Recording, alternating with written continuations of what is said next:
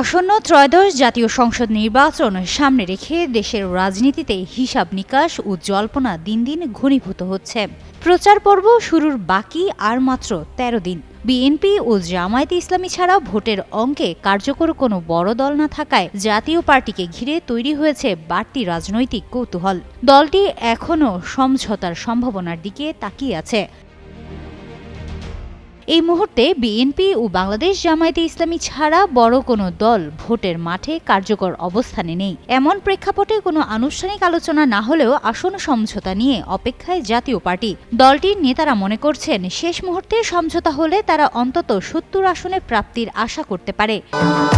ভবিষ্যৎ হোক নিরাপদ, বিনিয়োগ হোক বিশ্বস্ত, আর আমার পছন্দ সল্ট বে। ওয়েলকাম টু সল্ট বে।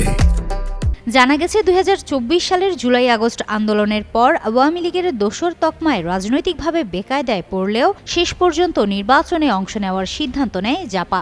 সারা বছর বিভিন্ন দল ও মহলের পক্ষ থেকে জাপাকে নির্বাচন থেকে দূরে রাখার চেষ্টা থাকলেও দলটি ২ শতাধিক আসনে প্রার্থী দিয়েছে। তবে নিরাপত্তার সংখ্যা ও লেভেল প্লেইং ফিল্ড নিশ্চিত না হলে নির্বাচন থেকে সরে যাওয়ার ইঙ্গিতও দিয়েছেন দলটির নীতি নির্ধারকরা।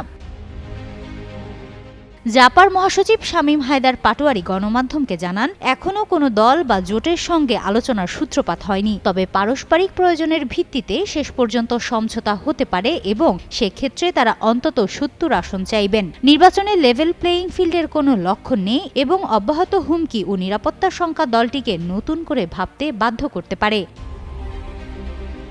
নির্বাচনে অংশ নেওয়ার ঘোষণায় নেতাকর্মীদের চাঙা করার চেষ্টা হলেও কোণঠাসা দশা কাটেনি জাপার। প্রার্থী সংকটে পড়ে ৫ দিনের পরিবর্তে শেষ দিন পর্যন্ত মনোনয়নপত্র বিক্রি করতে হয়। ৩০০ আসনে প্রার্থী দেওয়ার ঘোষণা দিলেও মাত্র ৩ শতাধিক মনোনয়নপত্র বিক্রি হয়, যার মধ্যে ২২৪ আসনে প্রার্থী চূড়ান্ত করা গেছে। নির্বাচন কমিশনের বাছাইয়ে ২৩টি মনোনয়ন বাতিল হওয়ায় বর্তমানে বৈধ প্রার্থী রয়েছে ২০১ আসনে। নির্বাচন কমিশনের তফসিল অনুযায়ী ১২ ফেব্রুয়ারি ভোট, প্রচার শুরু হবে ২২ জানুয়ারি।